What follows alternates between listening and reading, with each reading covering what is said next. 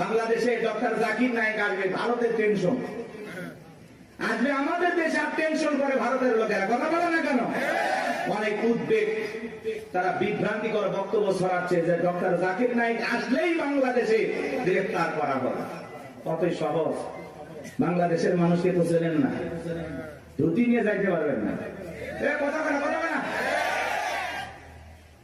বাংলাদেশে ডক্টর জাকির নায়েক আসবে, তাকে প্রায় 1 মাসের এদেশে সফর করার অনুমতি দেওয়া হয়েছে। বিভিন্ন জায়গায় তিনি বিভিন্ন প্রোগ্রামে অংশগ্রহণ করবেন ইনশাআল্লাহ। একজন দিনের দায়ী, সারা দেশে সারা পৃথিবীতে যার পরিচয় পরিচিতি আছে। ভারতের তার বক্তব্যের শুনে অসংখ্য মানুষ কালেমা পড়ে মুসলমান হয়েছেন। সেই মানুষটা যদি এই দেশে আসে, আমাদের কোনো সমস্যা আছে ভাই? আমরা মুসলিম হিসাবে খুশি, তাকে ধন্যবাদ জানাই। ডক্টর জাকির নায়েককে আমরা সাদরে গ্রহণ করব, লাল গালিচার সংবর্ধনা দেব। কথা বলা ঠিক না? আর এই দেশে যদি কোনো কারণে কোনো ষড়যন্ত্র বা বিতর্কের কারণে যদি ডক্টর জাকির নায়েক বাংলাদেশে না আসতে পারে, তাহলে বুঝে নেবেন বর্তমান সরকারে যারা আছে এদের ভিতরে ভারতের দালাল আছে। উনি আসবেন, সমস্যা কি? মুসলিম একটা দেশে একজন দায়ী আসতে পারবেন। ডক্টর জাকির নায়েকের অসংখ্য লেকচার আপনারা শুনেছেন, আলোচনা শুনেছেন। ভালো লাগে না? ভালো লাগে না? চমৎকার কথা বলেন। ভারত সরকার তার টিভি চ্যানেল বন্ধ করে দিয়েছেন, তাকেও দেশ থেকে বিতাড়িত করেছেন। এখন তিনি বিভিন্ন দেশ সফর করেন, বিভিন্ন দেশে থাকেন। আলহামদুলিল্লাহ, আমাদের দেশও আসবেন, তারই ধারাবাহিকতায় আলহামদুলিল্লাহ আমরা গ্রহণ করবো। উনি আসবেন, ঘুরিয়ে ফিরে চলে যাবেন, সমস্যাটা কোথায়? এটা ভারতের মাথা ব্যথা দরকার আছে? আমাদের দেশে আমরা ডক্টর জাকির নায়েককে নিয়ে আসবো নাকি খানাই খাবার ইমামকে নিয়ে আসবো, সেটা ভারতের কাছ থেকে শোনা লাগবে। ভারতের কথা আমরা চলি, এজন্য আমরা বলেছি আমরা বারবার রক্ত দিয়ে দেশকে স্বাধীন করেছি। আমরা না হতে চাই ভারতের গোলাম, না হতে চাই আমেরিকার গোলাম, আমরা সবাই আল্লাহর গোলাম। এটা আমাদের জীবনের সবচেয়ে বড় পরিচয়। আমরা কার গোলাম? আল্লাহর গোলাম। আমরা দুনিয়াতে কারো গোলামি করার জন্য জন্ম হই নাই, আমরা গোলামি করবো একজন, আর তিনি আমাদের রব, তিনি আমাদের সব। কথা বলে ঠিক না? ডক্টর জাকির নায়েক আসতেছে খুব দ্রুত, 28 নভেম্বরের মধ্যেই বাংলাদেশে আসবেন ইনশাআল্লাহ। তার এই সফরকে আল্লাহ কবুল করেন। একটু ধরে বলেন না আমিন। এটা নিয়ে ভারতের মাথা ব্যথা, অনেক টেনশন, মিডিয়াতে অনেক আলোচনা, তুমুল আলোচনা, সমালোচনা চলতেছে, বিতর্ক চলতেছে। সব বিতর্কের অবসান ঘটবে উনি যখন বাংলাদেশ বিমানবন্দরে পৌঁছাবে। আশা করি উনি আসবে ইনশাআল্লাহ। আমার ভাইরা দিল দিয়ে কথাগুলো বোঝার চেষ্টা করবেন। ইন্নাল্লাযীনা ক্বালু রাব্বুনাল্লাহ, নিশ্চয়ই যারা বলে আমাদের রব আল্লাহ। গভীর মনোযোগ দিয়ে কথাগুলো শুনবেন বাজান। এই পৃথিবীর জমিনে আল্লাহ কাউকে জিরো থেকে হিরো বানায়, সাওয়ালা থেকে প্রধানমন্ত্রী বানায়। নিঃস্ব পৃথিবীতে কেউ বেঁচে নাই। চিল্লায় বলে দুনিয়াতে আমার কেউ নাই। সেই মানুষটাকে আল্লাহ নিঃস্ব থেকে ক্ষমতার চেয়ারে বসায়, সেই মানুষটাও ক্ষমতার চেয়ারে বসে জুলুম করে, অত্যাচার করে। কথা বলেন ঠিক কি না? এই পৃথিবীর জমিনে এরকম একজন জালেম ছিল ভবঘুরে, যে নিজেকে আলা বলে দাবি করেছিল, নিজেকে প্রভু বলে দাবি করেছিল, খোদা বলে দাবি করেছিল, রব বলে দাবি করেছিল। এ ছিল একটা ভবঘুরে যুবক। ভবঘুরে যুবক মানে বোঝেন না? যারা ইয়াবা, ফেনসিডিল, গাঁজা, মদ খায়, গাছক ধাক্কা মারে। ভাইজান সাইদ খান আছে না? নাই? বাড়িতে যা বলে বউ দরজা খোল, কথাকে বোঝেন নাই? বউ যখন দরজা খুলে দিচ্ছে, ভাই মা এত দেরি করলি কেন? বউ তখন দিকে বলে কি ব্যাপার, আমার মা কইলি কেন? আজকে একটু বেশি মাল খাচ্ছি, তুই মা না বউ বুঝতে পারতেছি না। এরকম মাতাল আছে না নাই? কিছু কিছু ছেলে পেলে আছে সন্ধ্যা হলে ঘরে দরজা বন্ধ করে জিকির করে, ইজ্ঞাবা ইজ্ঞাবা ইজ্ঞাবা। মা বাবা চিন্তা করে, বাবা এটা কিসের ট্যাবলেট, জর্ষতি গলা ব্যথা, কই কিচ্ছু বোঝার দরকার নাই, টাকা দে নইলে তোর মাথা ফাটাবো। এরকম ইয়াবা খোর আছে না নাই? যারা ইয়াবা খায়, ফেন্সিডিল খায়, গাঁজা মদ খায়, যুবক রে, সমাজের মানুষ তাদেরকে নেশাখোর বলে, টোকায় বলে। যারা নেশা করে তাদেরকে মানুষ ভালো চোখে দেখে না। সে ভালো সন্তান হতে পারে না, ভালো স্বামী হতে পারে না, ভালো বাবা হতে পারে না। নিঃস্ব করে সে সবাইকে। কথা বলে নেশা করে না, তার পরিবারকে নিঃস্ব করে। এই জন্য হাতে পায়ে অনুরোধ করে বলে যায়, যুবক নেশার দ্রব্য পান করা যাবে না, মাদক সেবন করা যাবে না। যে মুখে মা, সেই মুখে মাদক তোলা যাবে না। মাদককে না বলুন। কথা বলে না, কথা বলে। মাদক সেবন করা যাবে, নেশাদ্রব্য পান করা যাবে। যারা মদ পান করবে এদের জন্য জান্নাত হালাল না হারাম? ওদের জন্য জান্নাত হারাম হয়ে যায়। জান্নাত যদি হারাম হয়ে যাবেন কোথায়? এই জন্য আমরা দুনিয়াতে নিজেরাই মদ আল্লাহ তাআলা হারাম করে দিয়েছেন। আমি আমার উপরে এটা হারাম মানবো যে না, আল্লাহ হারাম করে দিয়েছেন, এই মদকে আমি স্পর্শ করব না। আমি জান্নাতে যাই শরাব পান করব। শরাবের ঝর্ণা আছে, সুবহানাল্লাহ কোন, মধুর ঝর্ণা, দুধের ঝর্ণা, পানির ঝর্ণা, শরাবের ঝর্ণা, হাতের স্পর্শ ছাড়া কি তার করতেছে। সুবহানাল্লাহ। জান্নাত যে কত সুখের জায়গা, কেমনে বোঝাবো? ও কল্পনা করা যায় না। আল্লাহ এত সুন্দর করে জান্নাত বানাইছে। সুবহানাল্লাহ বলেন। কষ্ট হচ্ছে আপনাদের? তাহলে এই যুবক নেশাদ্রব্য পান করা যাবে? যাবে? এগুলো আজে বাজে ফালতু জিনিস না খাইয়া, ওই ইয়াবা ফেন্সিডিল না খাই, ওই টাকাটা জমায়া বউকে মাসে একটা করে 3 পিস উপহার দাও। কিছু না পাইলে অন্তত 12টা মাসে 12টা বছর রাখতে, কথা কোন ঠিক কি না? আলামিন ভাইয়ের কাছ থেকে যদি সুন্দর একটা শাড়ি দিতে পারতো, কথাই নাই। মেয়েরা সবচেয়ে পছন্দ করে কোন কালারের শাড়ি জানো? নীল কালারের শাড়ি। কথা কয় না। নীল কালারের শাড়ি বউরে কিনে দেবেন। যদি আপনার বউ বেজার হয়, টাকা আমি দেব। কথা কয় না, কথা কয় না। এই কালারটা মেয়েরা সবচেয়ে চয়েস করে বেশি। যদি পারেন আলামিন ভাইয়ের সাথে যোগাযোগ করে একটা শাড়ি খালি দিয়ে দেখেন, ওই দিন বইয়ের ব্যবহার দেখে সারা জীবন আপনার মনে থাকবে। কথা বলে ঠিক না? এই জন্য আজে বাজে জিনিস না খাইয়া ওই টাকা জমায়া বউ বাচ্চার কাপড় কিনে দেব, ওদের মুখে হাসি ফোটাবো ইনশাআল্লাহ। কোন কোন যুবক আছো মাদক দ্রব্য স্পর্শ করবা না, মাদক নিজের উপরে হারাম করবে, হাত করবো, জীবনে কোনোদিন স্পর্শ করবো না ইনশাআল্লাহ। আজকের এই জান্নাতের বাগান থেকে ওয়াদা দিলাম যে আল্লাহ আমরা জীবনে কোনোদিন নেশাদ্রব্য স্পর্শ করবো না। দয়া করে তোমার জান্নাতের শরাবের নহরটা একটু আমার জন্য বরাদ্দ রাখো। একটু ধরে কর না আমি হাত নামান আমার ভাইয়েরা। এই ফিরাউন ছিল একটা ভবঘুরে যুবক, এর নাম ছিল কাবুস। বলকে বলা হতো, কিত্তিদের তরফ থেকে নাম ছিল রামসিস। মিশরের বাদশাহর পুরোবাদী নাম হলো ফেরাউন। সংক্ষিপ্ত ঘটনা 2-1 মিনিটে বলে সামনের দিকে যাবো জানবো আমার। এসে গেল সর্বপ্রথম মিশরে যাওয়ার পরে বাজান সর্বপ্রথম হলো তরমুজের ক্ষেতের লেবার। কিছুদিন লিবারি করলেন। ওই দেশে সরকারি গোরস্থানের দারোয়ান লাগবে।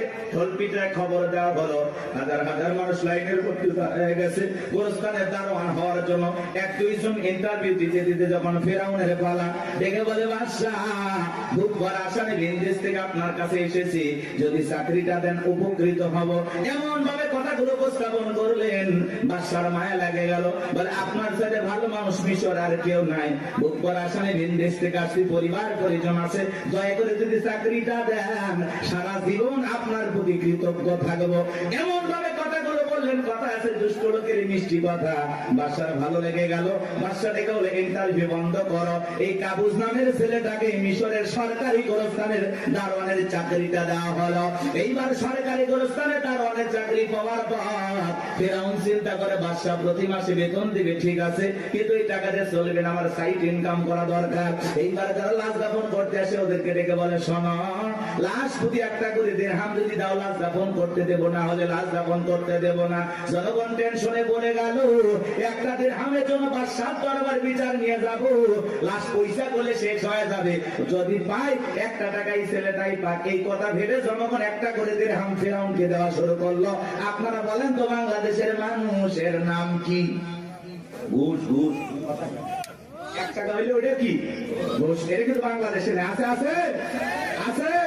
শোনো এই দেশটার গল্প করি, দেশটা মনে হয় স্বপ্নপুরী, শুধু কর ঘুষ কর মদ কর জুয়া কর, হেতায় আছে ভুরি ভুরি, হেতায় আছে ভুরি ভুরি।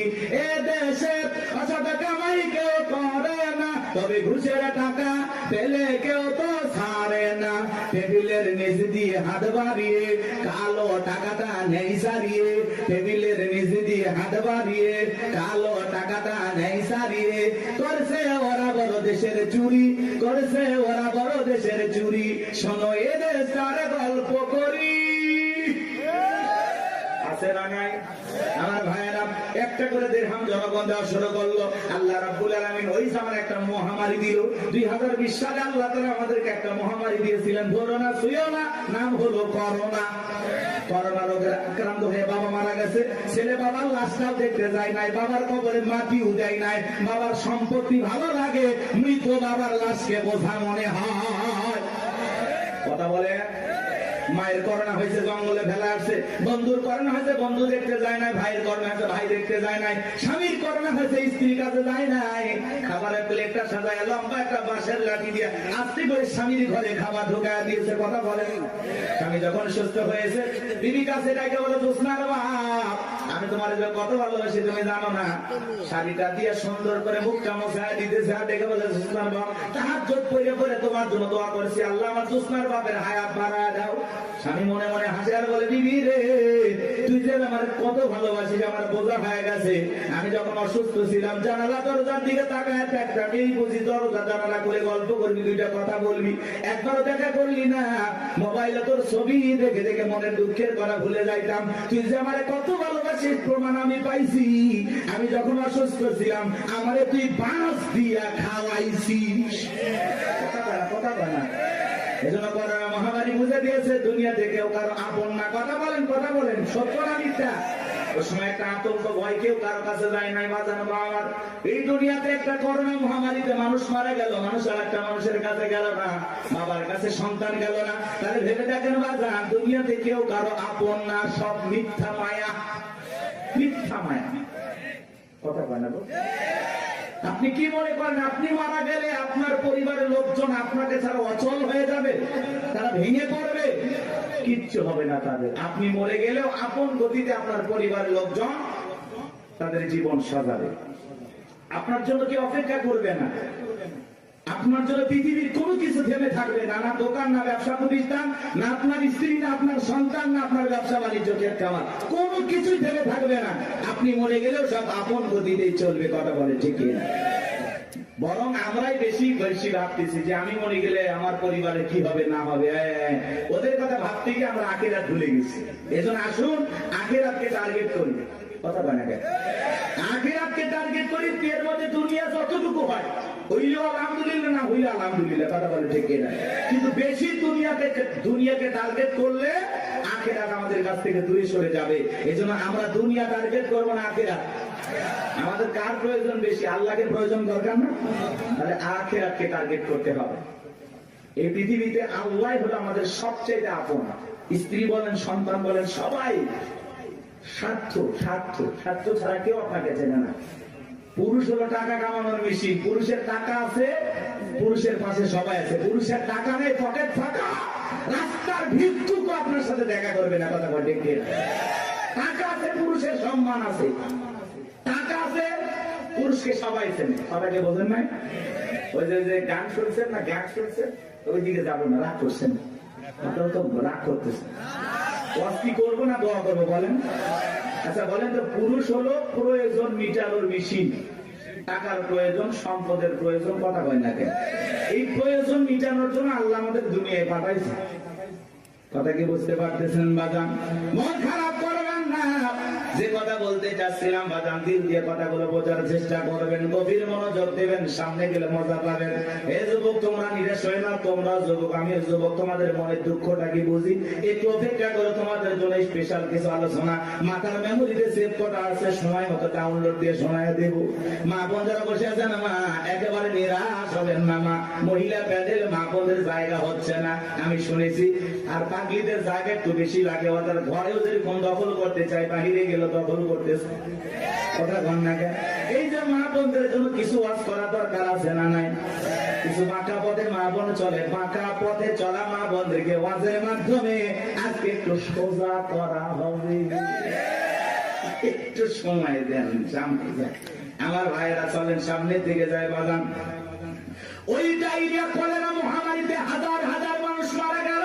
আর ফিরাউনের পকেটে টাকা ঢুকলো, টাকা পাইতে পাইতে এত টাকার মালিক হয়ে গেল বাজান, টাকা রাখার কারোর কোনো জায়গায় নাই। এবার বাদশার দরবার একদিন চলে আসছে, বাদশাহ আমার কাছে কিছু টাকা পয়সা আছে, এলাকায় যারা গরিব মানুষ খাজনা দিতে পারে না, দুঃখী মানুষ খাইতে পারে না, আমি তাদের একটু জনসেবামূলক কাজ করতে চাই। বাদশাটাকে বলে, বাবা তো ভালো উদ্যোগ, তোমার মতো ছেলে ঘরে ঘরে জন্ম নেওয়া দরকার। এইবার জনগণের সে সমস্ত টাকাগুলো নিয়ে আসা গরিব মানুষের মাঝে বিতরণ করলেন, খাজনা পরিশোধ করে দিলেন। বলেন তো টাঙ্গাইলের মুসলমান বুঝে থাকলে বলেন তো টাকাগুলো ছিল কার? মাইক ধরে বলতেছে 5 লাখ দেব, ওই টাকা পাবে কোথা থেকে? আসমানের ফেরেশতারা প্যাকেট পাঠাবে নাকি? ভালো করে বুঝবেন কোন টাকা কোন জায়গায় যায়। আমাদের গাইবান্ধার আঞ্চলিক ভাষা একটা কথা বলে, মাছের তেল দিয়ে মাছ ভাজা।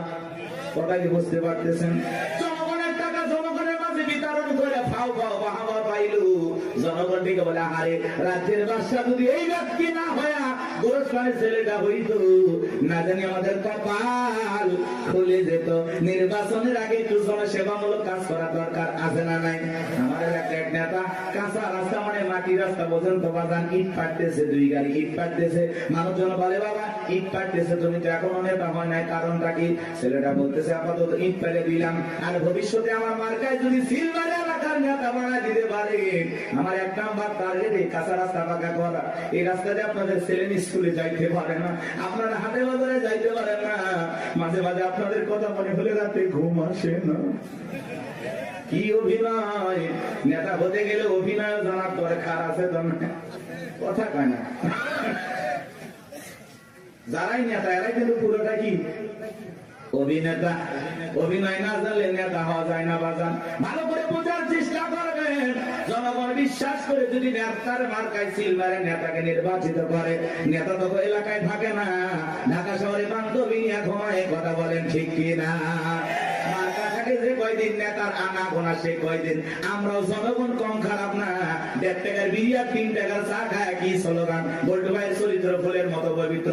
নামাজ পড়া কক্ষ গাঁজা খাই 5 ওয়াক্ত, কমসুরিতে বাঁকা ভক্ত, শয়তানের 1 নাম্বার ভক্ত, হুজুরদের জন্য খুবই শক্ত, চুষা খাই গরিবের রক্ত।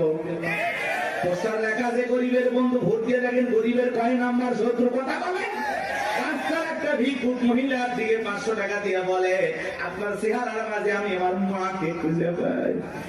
আম গাছে নেতার ছবি ঝুলানো থাকে, নির্বাচিত হওয়ার পরে এলাকায় থাকে না। আম গাছে বিদ্যুতের ঘুড়িতে নেতার বিশাল বিশাল ছবি, আর লেখা আছে আমি অমুক নেতা, যারা গালি বদনা। পবিত্র ঈদ উল আজহার শুভেচ্ছা, পবিত্র ঈদ উল ফিতরের শুভেচ্ছা। খালি ব্যানার দিয়ে শুভেচ্ছা জানায়, জীবনে কোনোদিন আর কাছে আসে না। এই নেতা ওই ব্যানার লক্ষ লক্ষ টাকা দিয়ে না বানাইয়া, ওই ব্যানারের টাকা দিয়ে যদি গরিব দুঃখী মানুষের মাঝে বিতরণ করো, তোমার ব্যানার লাগবে না গো, ব্যানার লাগবে না। জনগণ তোমার মার্কায় জায়গা মতো সিল মেরে দেবে। কথা কন ঠিক কি না? কিন্তু ওই যে মার্কা থাকে যে কয়দিন নেতার আনা গোনা সে কয়দিন, অলিতে গলিতে নেতাকে পাওয়া যায়। মানুষ মূল্যে জানা যায় হাজির, জুমার নামাজের সামনে হাজির, আসরের নামাজ পরে 2 বার। কথা কয় না? এক নেতা মানুষকে সালাম দিতে দিতে হোশ হারায় ফেলছে, রাস্তার খেজুর গাছ পায় 1 লাইনে সালাম দিয়ে যাচ্ছে। কর্মী চাষা ভেতরে কয়, নেতা এটা মানুষ না খেজুর গাছ। নেতা বলতেছে, আমি মনে করছি এটাও ভোটার। কথাকে বুঝতে পারতেছেন বাজান? এই জন্য আপনাকে আমাকে পরিবর্তন হওয়া লাগবে বাজান। বারবার ওদের কথায় ভোলা যাবে না, ভোলা যাবে না। আমাদেরকে ভালো ভালো লাগবে। মনে রাখবেন বাজান, দেশের জনগণ 1 নাম্বার, নেতা 1 নাম্বার হবে। আপনি যদি পরিবর্তন করতে চান, অবশ্যই সমাজটাকে পরিবর্তন করতে পারবেন। এই জন্য আগে নিজের ভালো হওয়া লাগবে। আপনি যেমন দেশের নেতাও কিন্তু ওইরকম হবে। 2 নাম্বার আপনি, নেতা হবে 4 নাম্বার। কথা কি বুঝছেন? আপনি সিটার নেতা হবে বিশ্ব সিটার। করলে কি ভয় পাচ্ছেন নাকি? আমি কোন দলে দালালি করতেছি? আমরা আগে ঠিক হবে। এক পাগল গাছের নিচে হাত তুলে বলে, আল্লাহ। আরে হারাক তো মানুষ বাইরে গেছে, 2-4 জন হারিয়ে গেলে কি হবে? পরে খুঁজবো ওই মা কি মা আজকে আমি শুরু করতে নাকি বাচ্চা নিয়ে আসে, মাকে ধর, মাকে বাচ্চা হারায় যায়, মা কইতে পারবে না, মা না পাগি। বাচ্চাকে কন্ট্রোল করবেন না? এ বাবা জাহিদ, তোমার মা কান্না করে, আসো বাবু আসো সাতুটিয়া বাড়ি ও